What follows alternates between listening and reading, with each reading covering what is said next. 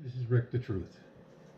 Just want to start off this whole vlog by saying I'm not against any veterans or anybody who served this country. I'm very proud to be an American. I'm very proud to be born here.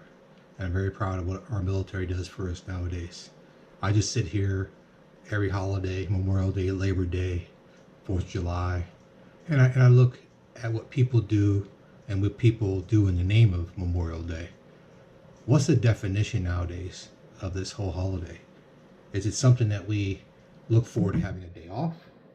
We look forward to, buying our next TV in the name of, people who supported us. If you look at any news or any kind of or food store or any kind of store, electronics, even the news gets into the whole play of Memorial Day, let's celebrate, or they give you the appearance that maybe I can buy a car and honor my heroes by buying a car on this day, or today is such a special day just for that. But the truth is, that is not what it's about. It's about supporting, about being together as a society, as citizens, that we are Americans, that we're proud to be who we are and what we believe in. These gentlemen and these women, even, gays who are out there now fighting for this country, they're fighting because they want to fight, not because they want a special day or they want to be congratulated for what they did. I know a lot of people in the military, family members, friends. If you say to them, thank you for the service you've done, they'll look at you like you have a third eye. And they'll politely say to you, I don't serve, I didn't serve, and I don't continue to serve because I want you to thank me. Or I want you to praise what I've done. I've done this because I love this country. I love what it's done for me. I love what I do for it. I do it to protect everybody here and my family or friends and people who I don't know. Thank you is not necessary for them, and that's what they tell me. So saying thank you is almost like a slap in the face, almost like they had to do it, almost like they were drafted to do it. There's no more draft. These people who join the military join it because they want to do it. They enjoy doing it. They enjoy supporting this country, going out there and do what has to be done. But on the other hand, we look at society and we look at it as a handout. We take advantage of the day. All the stores. You look at all the top brand stores. All of them have a banner up there. Some like it's a special day that they can make a sale, or this day they can give you a sale that can make it better for you, just because this day is Memorial Day. They should do that for the people who serve this country all the time, trying to give us the better deal. It seems like year and year goes around, we get more and more screwed up. Food goes up, gas goes up. So what is the good fight for? What are we fighting for? What is our military fighting for? What are we losing our family and friends for? People, even people who we don't know. Why are they dying? What is the war about? What is the full length of that? If someone can explain that to me, and something I go around on. I understand the news tells you this country did this, China did this, Japan did this, Israel did this, Pakistan did this. But did they really do it? Is there real proof of this, or we're just getting snippets of what we perceive to be what's happening in this country? And we're getting all uproared on this. And we're sending our guys in there and getting killed. Even on this day now, they're fighting out there for God knows what. What are we, like I said, what are we fighting for? What are we trying to do? What are we trying to prove as a country? It seems like we used to be a very, very great country. Industry, electronics, we pump our own oil here. We pump our own natural gas here, and we sell it. We get rid of it. But we sit here now fighting for a cheap or a overpriced barrel of oil from a country that perceives that the value of it has gone up. So we take the hit for that. I know a lot of people sit there and say, oh, it's Trump's fault because he's doing this and that. And that's a story for another day of whose fault it is. But this seems to be the consistent or a constant every year that we go through the same thing. It's always oil. It's always, if it's not oil, then the farm fields are burning, or it's over flood, or it's a drought here, or something that always turns our attention away from what's really going on in this country. And as a country, we're breaking apart. We're everything nowadays seems to be either racial motivated. And don't get me wrong, I'm not saying a lot of it has a lot to do with race and against the blacks, the the Mexicans, the Jews, the Israels, the Indians who are coming over from India. Everybody always has a slang to say they're coming here taking our jobs, they're coming here taking our medical, they're coming to rape our children. But that's a perception that the media gives you. And one thing I gotta say about the media is the media is paid to get you going, to get you to watch their channel. It's a business. Don't look at it as, oh, they're just supplying this stuff. Those guys are rich people. It's not like they're not making money by producing this stuff, by skewing it to their views and their values. I can see if it was even on each plane where people sit there and say, okay, I'm going to look at this and evaluate on both sides, on the right wing, the left wing, or Republican, Democrat, whichever way you swing. They don't do that. They swing on whatever their political views are of that station, and they get people going. You tell you half truths that are out there, or they try to emphasize on a little bit of snippet that someone might have said. It could be Trump, it could be Pence, it could be Cruz, it could be the governor from Arizona. It's different things that they say and they put out there, and they get you fired up for it, and they get you heated to a point where you start to hate a little more of the person who's doing that.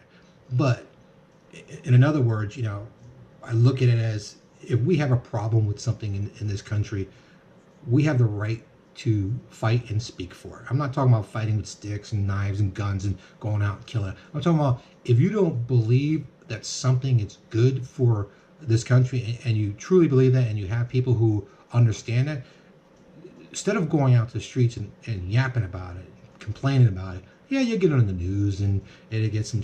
But the bottom line is that law, or whatever you're trying to fight for, is still going to get passed because you're not going about it the right way. One, you can go to your congressman, you can go to head of state who's here, whatever state you're in, Texas, Washington, Vegas, wherever you're from, Utah, wherever. Go there and talk to your congressman. Tell them straight out, here, I got X amount of people who are against this. You need to fight for us. We voted you in the House for this type of stuff. And you can also go to Washington and vote on this stuff. You can vote against it, nay. But 90% of Americans don't go. They just complain about it, but they don't do anything to make it happen or make it positive to their own values. They just complain about it. And that's not doing anything for us. I'm not, like I said, I know I'm skewing for a lot of things, but there's a lot of things going on that seem that people are getting aggravated about and just complaining about it. Race too. Let's try race as a topic. If we all know it's there, I'm not gonna discount that. White people are racist, black people are racist, Puerto Rican people are racist. People against their own race. Whites hate some white trash. Black people hate people who are on the lower level. Spanish people hate Spics. Jews hate the lower end Jews. Everybody hates each other. So how do we expect to get anything done if we can't get along with each other? I understand there's difference in views, difference the way people, go along with that, but that's something that you're brought into. I'm not saying I'm a perfect person. I'm what they call the lower middle class. Where I'm from, I was from the lower class. I grew up in the ghetto, and I fought to get to where I am now. But I had a lot of things that I wanted to do, or a lot of goals I wanted to get, and I fought for those. And that's what we need to do. We need to fight for them. And I understand we grew up, on the streets doing whatever we do on the streets, you do on the streets. But we need to elevate ourselves out of that, because that's what the government hoping that we stay is in the gutter somewhere. That way we're there. Yeah, we're fighting amongst each other. We're destroying our own neighborhoods. We're destroying our own people, killing our own people. But we're not fighting what's supposed to be fought, or what's supposed to be, the main topic of it. If we fight each other, it's good. It's good for them. They can pass whatever they want to do, and whatever stupid laws they want to pass to condemn us. Walking down the street chewing bubble gums is going to be the next thing you can't do.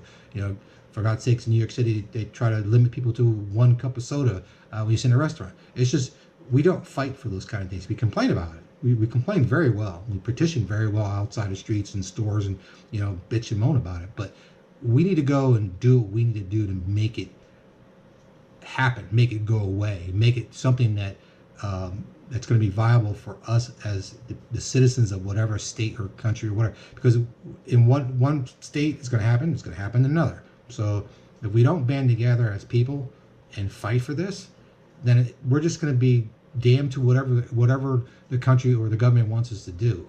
You know, a perfect scenario that I look at and I see us going in that direction comes from the movie WALL-E. We're going to be a bunch of fat slobs sitting on a little bed, floating around, drinking soda out of a cup, and watching continuously stupid movies all the time.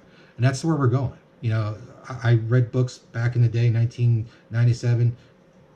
Read books. Read the ones where they say Big Brother's watching, and that's where we are. Everything you do nowadays is the government's watching you. The government's watching how many clicks you do on the internet, where you go, what site you go to, what your interests are, and it's all being recorded. I know they look at Facebook and say, "Oh, you need to stop this," but the government don't want them to stop it. They just want that information. They want to know where you're going, who you're talking to, why are you talking to them, and what's the conversation about. So either they can intervene in it, or they can, sell that information off to, say, a big retailer or whatever, saying these guys are interested in buying these car parts or this food or this restaurant. And that's what you get. If you ever notice, when you start scanning like for stuff to buy, interest at Amazon or whatever place you go to buy, your web browser always depicts that type of information that you are. If you go out there and look for, say, Jeep parts, okay, then all of a sudden you'll see on your web page, you'll see Jeep parts all of a sudden. You'll start seeing that kind of material on the side links, on the links over here. It'll show you saying, I was just looking at a car dealer, and I have a Chevy one up, a link up here on top, right here. So, note behold, I never use IE, and there's a Chevy advertisement come up for me. I'm telling you, anything you search is going to be there for you. So they're watching what you're doing. They're watching you click. They're watching what you're saying. They're watching what you type in. And we are allowing them to get into our lives this way consistently because we don't care. Only thing we care about nowadays is, does my phone work? Can I text? Am I gonna get my signal when I go over here? Am I gonna take my picture when I do this? Am I gonna be able to upload my movie? Am I gonna be able to order my set of bras from this bra store and get it tomorrow? That's our only concern, is the convenience factor and the fast factor. And the government's counting on you just wanting that, because that gives them a lot of insight on what you're doing, what you're buying, what site you're going to, and what kind of material you're watching. So if you continuously want that kind of intrusion in your life, just continue what you're doing. Instead of fighting for it and saying, let's stop this. We have a right to privacy. We have a right to not be talked about and read about and analyzed in this way through this data. And we want to know where it's going and what you're doing with it. Some people might say, oh, well, I don't care. You know what? If I go out there and I look at condoms.com, who cares of the government? I care, and every citizen of this great state should care that the government is peeking in your information, always watching. For Christ's sake, you can't even keep your camera uncovered on a computer anymore, because they can automatically activate themselves if say government or some kind of whoever you're watching, seeing what kind of facial recognition you have for what you're doing. You never know what they're doing. You don't know what they're doing behind the scenes, and by the time you know, it's too late. They know what you're doing. They know what you're seeing. They're looking into your house. These stupid devices like this, ones from different, I'm not going to say the brand of them, but there's a bunch of them out there where you can talk to them, and they play your music, turn your lights on, light a candle, order your food. All that stuff goes somewhere. That's going on a server somewhere. So all that stuff that you're doing is being recorded somewhere. So your habits are all being recorded. So that's all going to be held against you, held on top of you, saying, okay, this person with this, let's send this over to them. Let's flood their email with this, or flood their webpage with this. Let's send them, okay, we got the address because they're linked to this site with their address now. Let's send them advertisements and stuff like that. So it's just a bunch of unnecessary stuff that these people know about you, and it follows you all over the place. So if you ever want to do something that's private, you're not going to be able to do that, because it's constantly being recorded, constantly being watched for you. So let's band together as citizens of this great country and make sure that we watch what's going on. We don't just bypass it and say, oh, they'll never do that. Let's keep an eye on it. Watch it, view it, and see if it's something that we're interested in or we're not interested in. Or go out there and look and search what laws are out there or what rules are out there that they're making up that you don't know about, that you might get pulled over one day or might do this infraction and they got you because you didn't know. And what they're going to tell you is ignorance to the law is no excuse. And that's BS. because you shouldn't be in the dark, and you shouldn't. The time you find out about it is the time you get caught or get supposedly get caught doing whatever stupid law you're breaking that they're telling you. Right? I'm not talking about speeding. I'm not talking about running from the police or running a red light or the stuff that common sense tells you shouldn't be running red lights. You're going to kill somebody and kill yourself, or drinking and driving. That's another stupid thing to do. Anybody who drinks and drives, I don't care how much liquor you have, is a dumb thing to do. If you do it, you're an ass. My opinion. Like I said, I'm telling you the truth, what's on my mind and what I'm saying. You can agree with it, you can disagree with it, but God's honest truth, drugs, all that stuff, you can use your